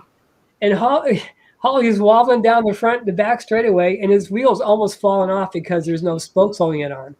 It was, talk about classic. It was the best get back, or what do you want to call it, that I've ever seen without running into somebody and damaging him or hurting them. But man, he took him right out of that race. It was great. I think that the moral of that story is payback is a bitch. Yeah, exactly. Oh, but what was cool about that story is Ivan actually didn't hurt Hawley. Like he actually got hurt. You know, it hurts when you get run over. That happened to me before, it destroyed my body, and it hurt. So Yeah. when somebody goes straight instead of turning to like hurt you, it hurts. Oh yeah, and no question about it. It hurts a lot when you get run over by a motorcycle. Yeah, especially when the guy's 400 pounds, it hurts even more. Yeah. So yeah, that's cool how Ivan actually took the guy out, paid back, but didn't hurt him, just destroyed his spokes. Just took out the front wheel completely. I think there was like four spokes left. Yeah, you screw with a European world champion, and you better watch out on the restart. You better watch out. You're in trouble. So, yeah, I think I've got a couple of videos here. I probably got them out of order, but who knows? Here's a practice session at Whitman. And this is when we were all sitting down. This is before we knew how to stand up and ride the bikes properly. So you can get a little bit of an idea of how we rode prior to Ivan and Barry showing up and teaching us the proper way. This is at Whitman.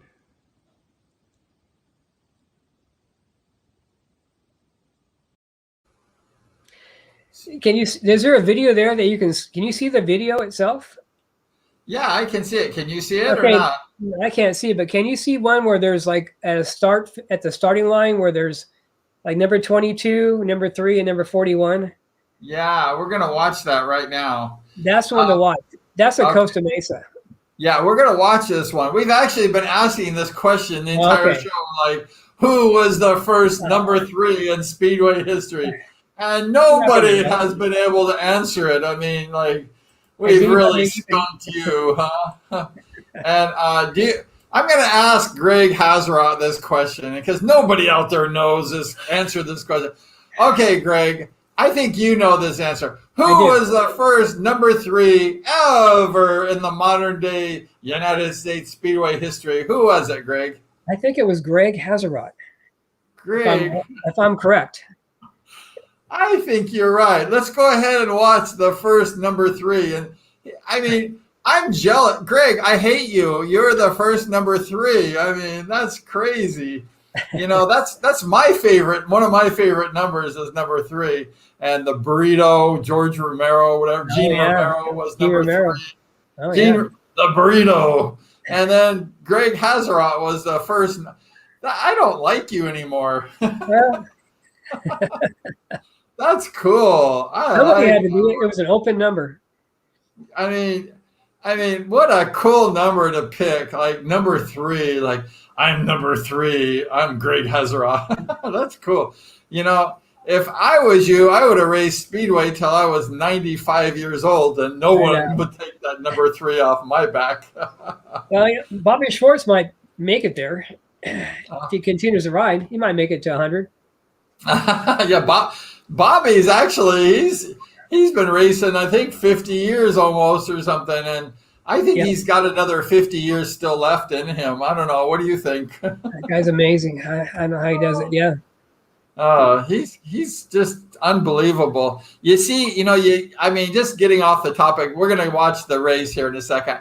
But when you look at guys like Bruce Penhall, who was a 2-time world champion, and then he said, I've had enough of Speedway. I won my championship. I have no interest of, racing competitive anymore. I've succeeded. I've, fulfilled my dream. I'm over. And then you see a guy like Bobby Schwartz, racing until he's like in his rocking chair.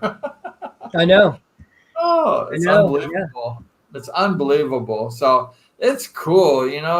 Speedway is a neat sport because, what sport, especially like motorsports too, is like you can be like 65 years old, going on 70, and you're racing the top level of your class, like Division 1. Isn't that amazing, Greg? Well, I would say I think he's pretty unique in that respect. Yeah. That's why they call him Captain America, because he is Captain America. Exactly.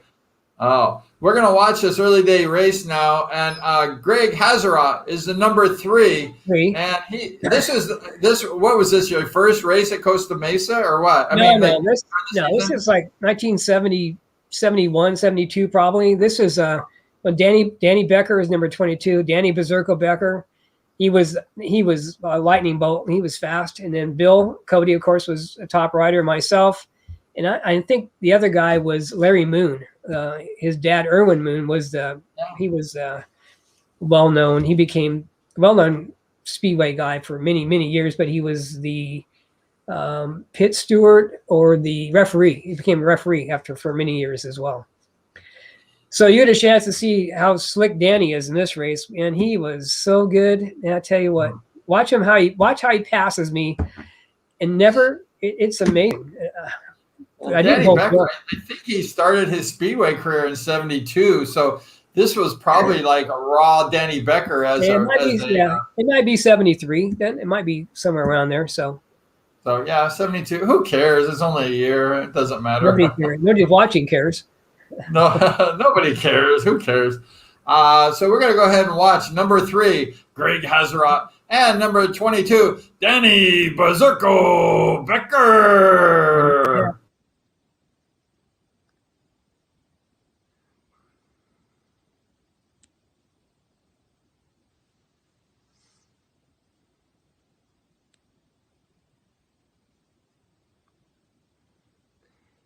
So it's a scratch race. Danny Becker just passes me on the inside. Man, smooth move. And Bill Cody, number 41's on the outside, trying to get by me. It's really grainy because it was nighttime.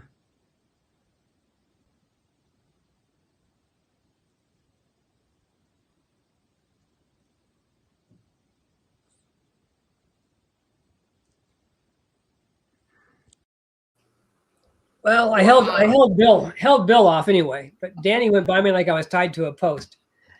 Now he took you on the inside, correct? Going into like that turn, he came underneath you and just totally snaked you on that one. Yeah. I left the door open. You give a guy a couple feet, he takes a mile. I mean, I don't know. He was like in third, wasn't he? Like in third place, and suddenly he was in the lead. I mean, where'd that happen? Bill was trying to go on the outside. I mean, that wasn't working so well. But Danny had so much talent; it was scary. I mean, it was just unbelievable. One night at Ventura, the track was real wet because it was right on the beach, basically, and water would kind of come up. If the tide came in, the water would come up, and the track would get wet. And so Danny's in this handicap race, and so we're like into this race a couple laps, and we're watching, and he goes down the back straightaway, and he pitches into the corner, and he falls down. He falls down. The handlebar's on the ground, dragging, and he's right behind 2 guys he was trying to catch the pass that were slower than him, and he throws it down. The thing slides on the ground, and all of a sudden he just picks the thing up, and next thing you know, he's on the rear wheel, and he split these 2 guys going down the front straightaway on the rear wheel, passes both of them, goes on, wins the race. So it was like the most amazing thing you ever seen. It's like, oh my gosh, did you see that? All the riders are talking about it amongst themselves. Well, Ron Stewart and was really good friends, close to Danny. So him and Ed Williams were over there, and Danny came into the pits where they were and took off his helmet and stuff. And Ed goes, "Danny, how did you do that?" And Danny looked at him and said, "Do what?" He didn't even, to him, it was like, I didn't fall down, and that was Danny. This is how he rode. He was like a magician on that motorcycle. He's like a Kelly Moran, but a big version of him, So yeah, he was amazing. That was unbelievable. I really think that just as a showman and the raw talent, I think he's probably one of the greatest showmen, the greatest talent, like this raw talent in the history of Speedway. Would you agree? Danny Becker just had everything. Yeah, well, especially American Speedway. I'm not sure about the world, but Well, maybe not Europe, but I'm talking yeah, about yeah, this show's here, I mean, about modern day speedway, yeah, American no style. question about it. Yeah, I mean, yeah, he was amazing. He just had talent coming out of his ears. He didn't know what to do with all his talent. Oh, that was just unbelievable. And he was just like, I mean, he was just like a kid. And Ron Stewart, I guess, took him under his wings and That's bought him right. his first speedway bike. Mhm. And then one of my friends was telling me that he bought his first mini bike from Ron Stewart. His dad did, actually, not him. And when he was a little kid, and Ron Stewart was really instrumental in developing Danny Becker. He was like tutoring. Ron Stewart, actually, let's see if I have a picture of Ron Stewart. Let's see if I can find one here. Ron Stewart is the guy right here on the Yeah. far Oh right yeah. hand side. Do you Yeah. see him, Ron Oh yeah. Stewart? Yeah. I'm in the middle. You're in the middle, and this is a team racing at Costa Right. Mesa, correct? Yeah. This was the Costa Mesa Lions, and there was a Ventura had a team, Bakersfield had a team, Costa Mesa had a team, and so there was four teams. And so on our team, left to right was Rick Woods, Steve Bast, Donnie Cullum. His dad, Pee Wee Cullum, was a great speedway racer in the 40s. Myself, Larry Moon, Jim Fishburne, and Ron Stewart. Oh, very good. And Ron was that guy who developed Danny Becker. So we can thank Yeah. Ron Stewart for all the good work he did developing that young boy. And I guess he was like, Danny Becker was like, when he was a little boy, he was like driving parts to like the motorcycle shop where they do the boring and all the engine work. And Danny Becker was riding like his bicycle or motorcycle or something. He's a little kid, and he was just like a delivery boy. And then Ron Stewart said, "I think we can work with this kid." And then Danny was just a bright-eyed, bushy-tailed type of kid, and then he got him into Speedway, and the rest was history. Yeah. I mean, wow. Just an amazing talent. I met Ron Stewart when I was like 16 because Ron Stewart had a shop next to Cody's in Garden Grove. Do you remember that? It was on, I forgot the name of that street. It was called, what was the name of the street? But it was in Garden Grove. And Ron Stewart, it was Cody over here, and then Ron Stewart was right next to him with his little shop. And they rented those little bays over there. And then Ron had all those mini bikes and all go-karts and all these things. And then Cody was strictly Speedway. Yeah. Yeah. So that was cool. I liked Ron Stewart. And, you know, Ron Stewart was good to the young kids, you know, the young guys. He was just he didn't really, I don't think he takes, you know, exception to the older guys, but the young kids, he really liked to help them out. And he was really a great guy for the young guys. No question about it. Yeah, so we appreciate Ron Stewart, and we really, you know, appreciate all you've done, especially also for Danny Becker. And Danny Becker should definitely, he has a lot of credit to give to Ron Stewart for all of his sponsorship and stuff. So that was cool. So what I was going to ask you this question: what do you remember about opening night at Costa Mesa Speedway? Can you tell us like what it was like or what the feeling was? Because we don't know, we weren't there. Yeah, well, you know what? When you said that, my immediate reaction is that there was like a lot of electricity in the air, I would say. I mean, I think Costa Mesa always had a special feeling about it. People were anticipating, you know, a lot of good stuff, you know, great racing, and people were always in a good mood. They were ready it was a Friday night. People were ready to have a good time. And they did. Believe me, at Costa Mesa, they had a really good time. And, you know, there was just this like electricity in the air that I think always was Costa Mesa, especially in this heyday when there was, I don't remember, there weren't nearly as many grandstands as there were later on. They kept adding and adding and adding more grandstands. But there definitely was a lot of anticipation. And I think the people really, obviously the very first night when they watched the races, they were just overtaken by it because they'd never seen anything like it.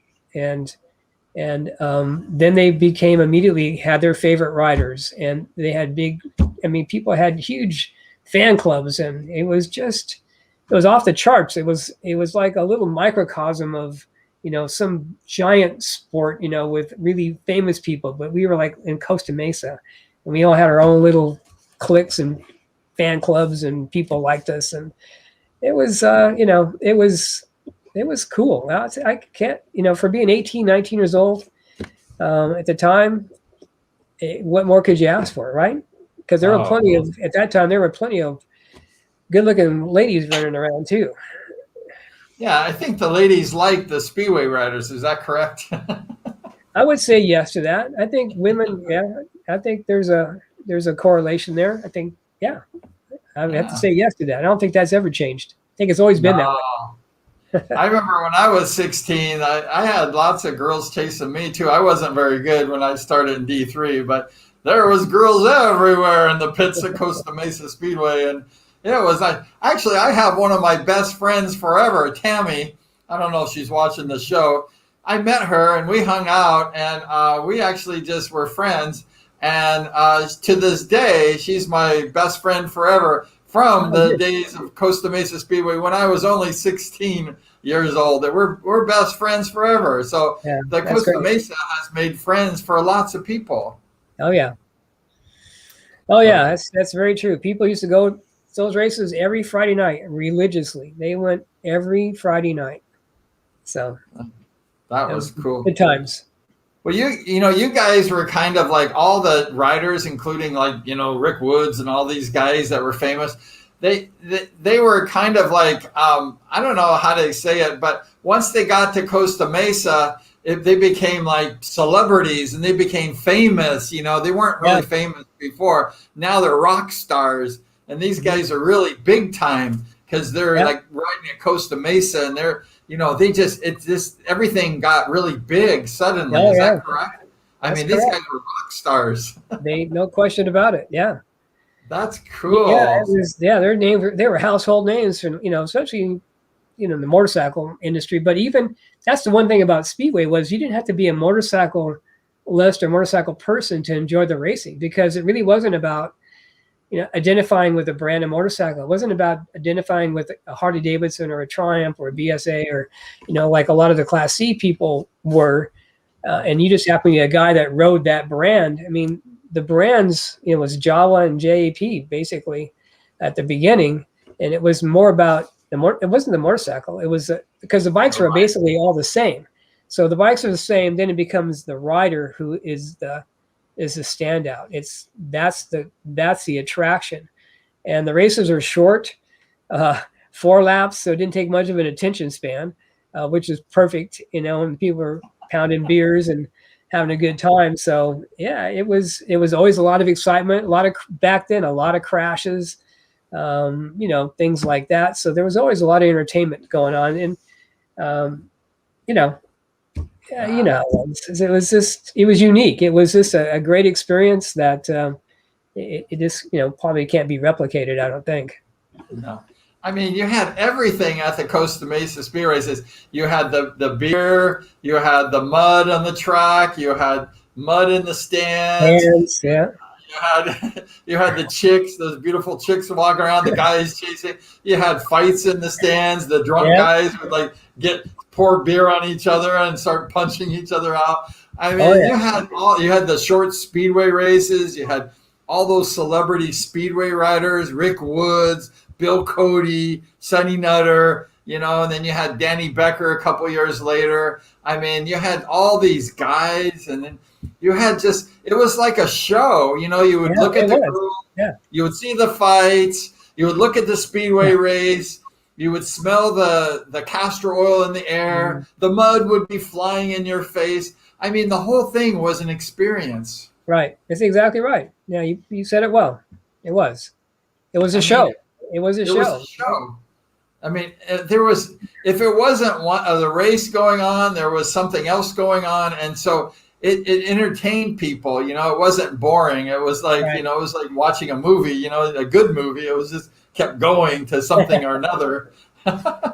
So that was cool. So what who were some of the famous guys that you kind of got to know, in those early days? Who were the famous riders that you kind of liked or hung out or talked with? Well, I became throughout the years, I'm still very good friends with Bill Cody, and Mike Conley, and Mike Bast. Mike and I, we kind of grew up together. I mean, Mike was always a better rider, but we were around the same age, and so Mike, the whole Bast family, I was close to, and I wasn't that close to Rick Woods. He was a little more aloof, but I would say those are the guys, and my brother, of course, that we were close, and but I would say those are probably the main group of guys. Sonny to some degree, but I would say that's probably the ones I would think that stick out the most. Oh, that's cool. I guess that's what's so nice about the early day speedway riders in that era that you raced at.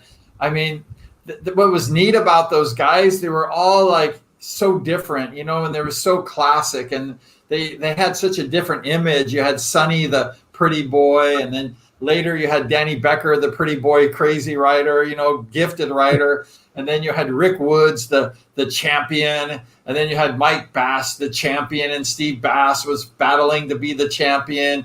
Then you had Bill Cody, always in the mix of making the money, solid, smooth rider, clean rider, excellent rider. Bill Cody was. Yeah, Larry Shaw.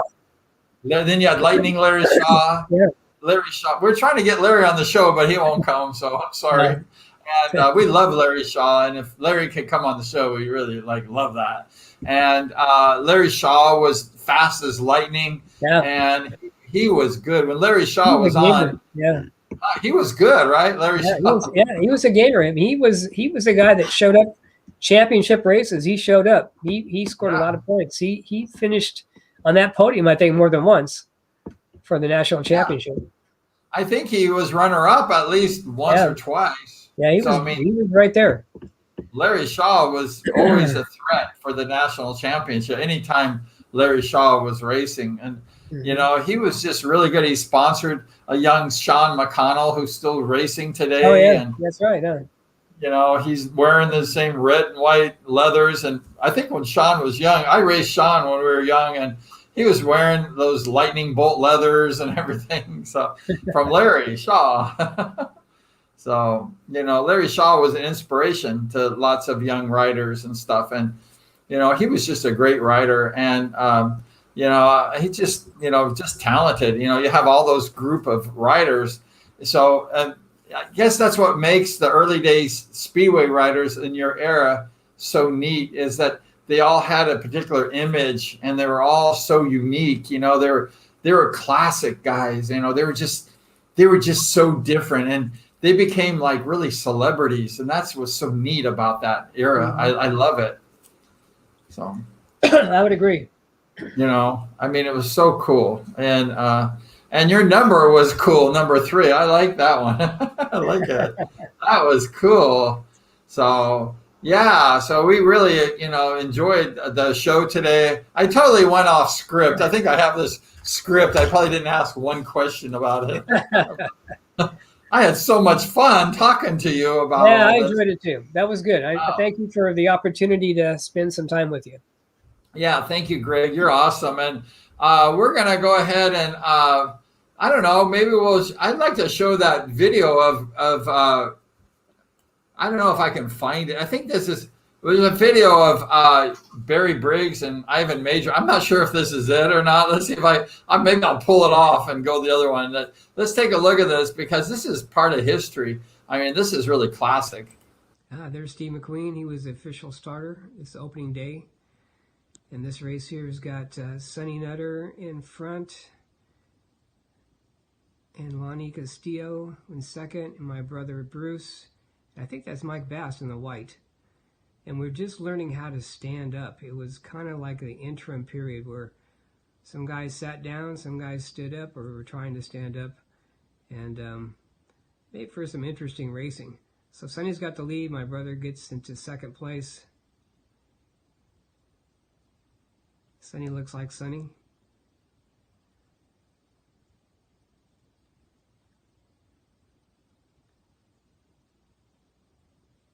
Good form.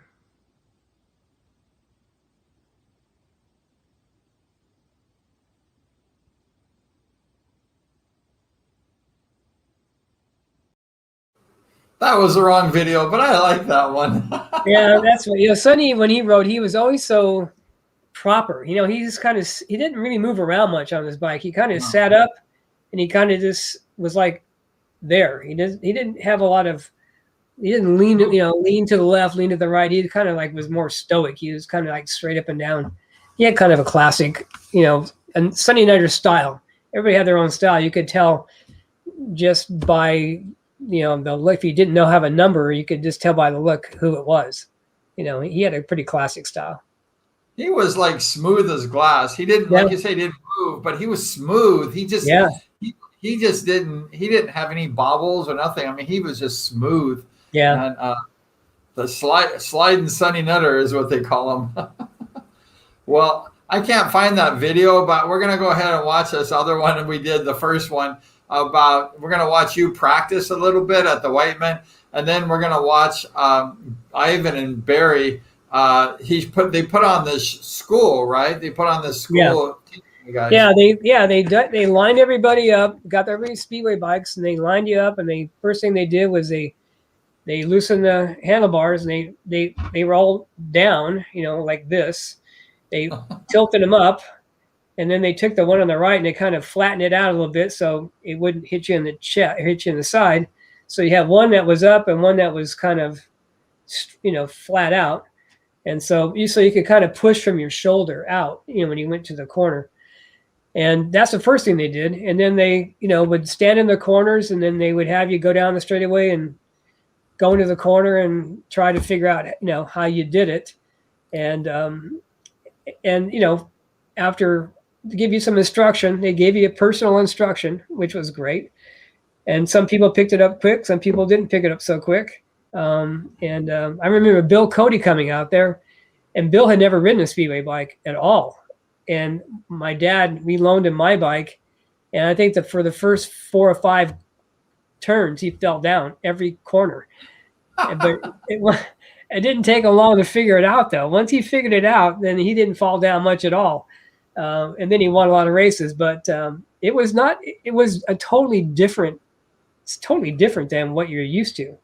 And so I didn't have years and years of riding. That was to my advantage to break bad habits or habits that were from sitting down, like a lot of these guys did, because they'd been racing ever since they were kids. And I didn't start racing until I was 16. So I maybe had a little bit less of a learning curve. It was a little bit easier for me, but it didn't take the other guys long to catch up. So.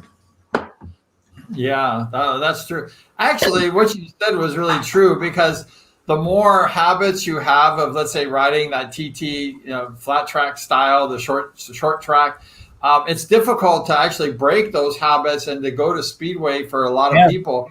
It's really hard. It's hard to break. Let's say if you're a motocross rider, all the styles, you're a good starter, but it's hard. A lot of motocross riders, not all, but some motocross riders have difficult time with speedway because they can't get out of their old habits of, the way they ride, their style. So it's difficult. And then if there's a guy, actually, I wasn't really a racer like as much like you. And when I started learning to ride speedway, it was easy for me because I had no bad habits. So I could just I started with a clean slate. I didn't have to break bad habits. And that was actually to your advantage to do that, really.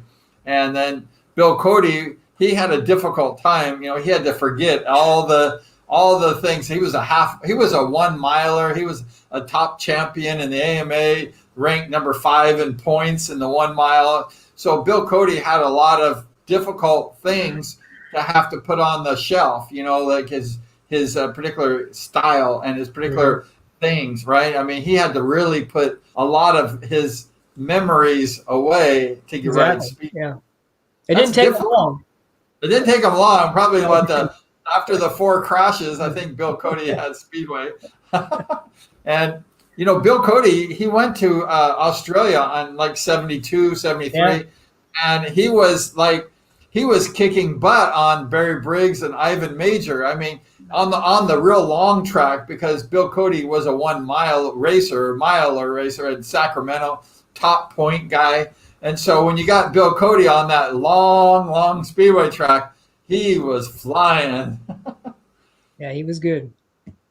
He was good. The promoter wanted him to, after beating Ivan Major and Barry Briggs in Australia, the promoter said, I like this guy, Wild Bill Cody. He wasn't Wild Bill, it was just Bill Cody. And then Bill Cody said, nah, I make too much money at the bull ring in Costa Mesa. And I have a wife, Franny, and probably a baby coming along, Bobby or whatever. So he said, nah, I'm over it. So he never went there. But Bill Cody could race with the best of them, and he could beat their butts. Yeah. I saw this movie when I was a little kid, real quick, and it was called Sidecar Racer or something. It was in Australia, and I was just watching this movie, and then there's Bill Cody on that long track racing. I think probably that race I'm talking about, and he's kicking all these guys' butts on that long Australian speedway track, and Bill Cody was really fast. Oh yeah, he was definitely that. That's for sure. Yeah, good long track rider. I mean, he was a good short track rider. I raced Bill at the end of his career, so it wasn't really fair. I was a young guy, and Bill was kind of getting a little tired there. But everyone has like a peak, like being, young and being good, and then getting kind of a little bit older. Except if your name's Greg Hancock, then you don't have that at all. Don't even talk about it. Yeah. Greg Hancock, he defied all odds, and being an old speedway rider, there was no such thing as old when it comes to winning world championships at age 45 or 46. So here we go. We're going to show this training school with Ivan Major, but first we're going to watch a couple laps of the famous number 3, soon to be number 3, Greg Haserot, and then this is Barry Briggs and Ivan Major giving a training school to the young Americans. I believe this is one of their first schools, correct? Yes. It was the first school. So this was the first. This is part of history, you guys. This is really classic, and this is really good stuff.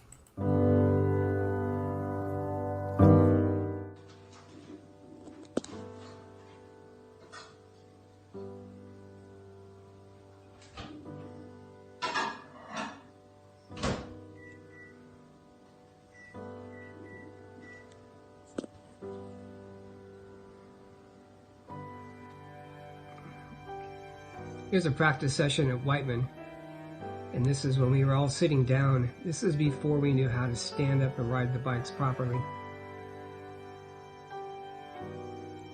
So you can get a little bit of an idea of how we rode prior to Ivan and Barry showing up and teaching us the proper way.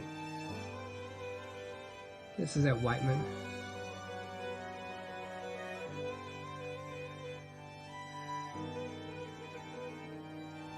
Okay, this is Ivan on the inside, Barry on the outside in the black, and they put on an exhibition for us.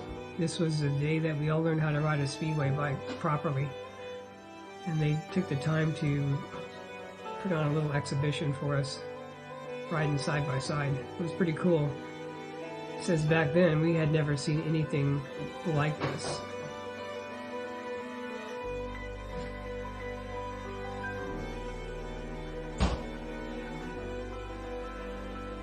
That's Ivan.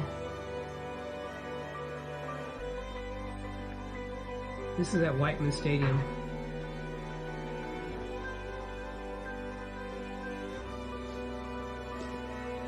There's Steve McQueen. He was the official starter. It's opening day. And this race here has got Sonny Nutter in front, and Lonnie Castillo in second, and my brother Bruce. I think that's Mike Bass in the white. And we're just learning how to stand up. It was kind of like the interim period where some guys sat down, some guys stood up, or were trying to stand up, and made for some interesting racing. So Sonny's got the lead. My brother gets into second place. Sunny looks like Sunny.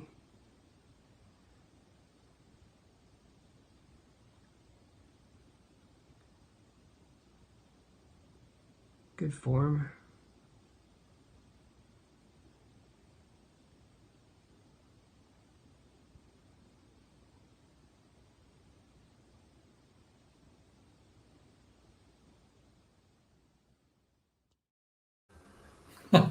I think we watched that video like 3 times already. Yeah, I think so. But I didn't really want to watch your brother. Your brother is a good rider, except for he should have took Sonny Nutter out. That's the only part I didn't like. But what I wanted to see really is the Barry and Ivan, showing. And did you see how good a rider Ivan Major was? I mean, he was smooth as glass. Oh yeah, Ivan's. Yeah, that was Ivan's trademark. God, okay. I mean, he rides flawless, and I think he was an older rider back at the time. He was I think he had another champion. I think he just won a championship, but he was getting kind of elderly in his age, and he still looked way better than all you Americans. As he should have, since he was a world champion. Come on. Yeah, he was, a 6-time world champion. I guess he's a good rider. Yeah, he might have been. I think he made 7. I think he won a few long track championships, not to mention regular. And back then, too, when they won a championship, it was all done in one night. It's not like now. It's not a series. It was, you had to win. You had to be the best on a given night. And to have everything go your way, to be the best, you had to have the best start. You had to have the best motorcycle. You had to have the right gearing. You had to have everything just go right. And you don't win 6 or 7 world championships, and just in hoping things go well. I mean, the guy was spectacular. And Barry, too. Barry was a 5-time world champion. So, I mean, these guys are no slouches, they're out there. And now it's you got to win a series. So you can have you can't really have too many bad races, but you can still come back if you happen to have a bad night. There you could. No, it was really. And Barry's the only older guy still with us. He's like in his late 80s now, and Barry Briggs is still kicking it. That's great. Huh? That guy rides all the time. He rides all the time still. Does he? Yeah, he rides all the time. Does he ride Speedway still? No, he rides. I think he goes up in like the single trails up in the mountains and things like that, single tracks. He rides all the time. He's an amazing guy. I'll tell you what, he has always got something planned. He's always got something going on. His life is full. And I would say he became a good friend. I'm not socially so much, but we have talked many times, and I helped him out with some kind of business idea that he had years ago, and so we forged a pretty nice friendship that way. So him and his sons, his son Gary and Tony. So great guy. Yeah, I mean he's had a really good long life. I mean longer than most. So it must be attributed to his healthy living, his his full schedule, staying active, having his mind active, riding motorcycles. Daily. I should take that up. It's fun. I mean, I can't live without motorcycles in my life. Really. I mean, if I had no motorcycle, I wouldn't be. I ride a lot on like really nice trails and nice kind of roads and things like that. So it's nice, not Southern California freeways. A big difference. That's a big difference of riding a country road versus riding a SoCal freeway at 5 o'clock on rush hour. It's totally different than that. That's for sure. So. Yeah. Anything else you want to add, Greg? It was a great show. We really appreciate it. No, I think I've probably talked enough, maybe too much. So I think we'll just leave it at that right now. But I just want to thank you for having me on and let me share some of my old memories, getting a little nostalgic. So it was I really do appreciate it. Thank you so much. Oh, Greg, you're the best. Thank you so much. It was just really great having you on the show and talking Speedway with you, and just, all the, it's really great when we have these kind of classic riders like Greg Haserot and hopefully others, because there's so much like information that we don't know about or we never heard.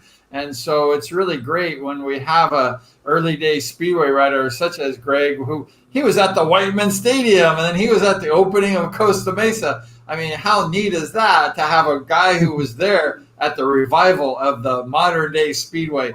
So we really appreciate it, Greg. All right. Thank you.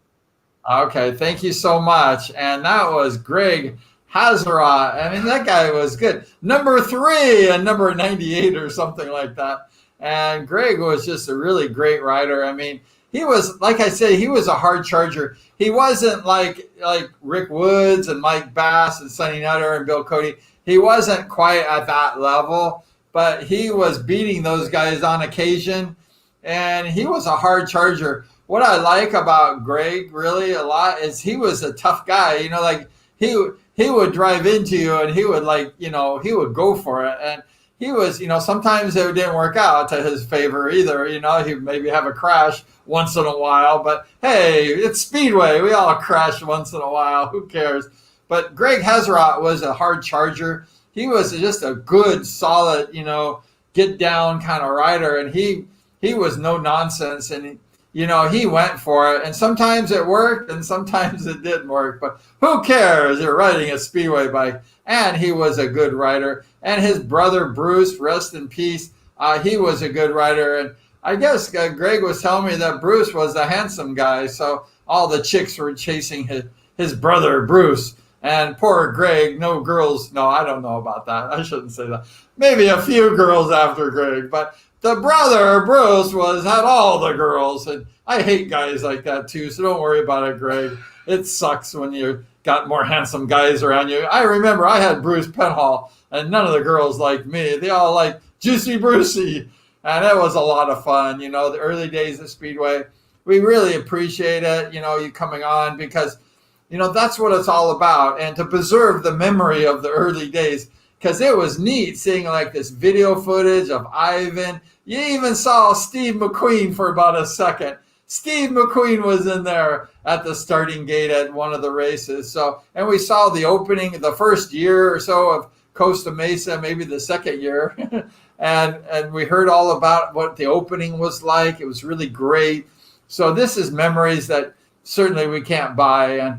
And we're so grateful to have those. So thank you so much for hanging out with us in the Hive today and just enjoying this nostalgic look back on modern day Speedway, the revival of modern day Speedway. It was neat. And that was really special. It's really neat because there'll never be another revival of modern day Speedway because it's here, right? We don't have to have a revival. So to go back in time and to see what it was like to experience the early day Whitman Stadium, early day Costa Mesa, I mean, that's something you just can't find anywhere on the internet, but right here. So thank you so much. And if you can subscribe to this channel, that would be great. Leave a comment down below talking about your experience of the early day Speedway or your early day favorites. Rick Woods is one of the greats. There's so many. So thank you so much. And we appreciate that. We're going to have a show real soon. Talk to another great Speedway legend like Greg Haserot. And we just want to thank you for hanging out with us today in the Hive. We really appreciate you. And we welcome you back to the next show. So thank you so much. I'm going to go motorcycle riding. I don't care what Greg Haserot has to say. I'm going to go on a bike right now. So please stay on 2 wheels, ride safe, no crashes, and we're going to see you next race. Thank you so much.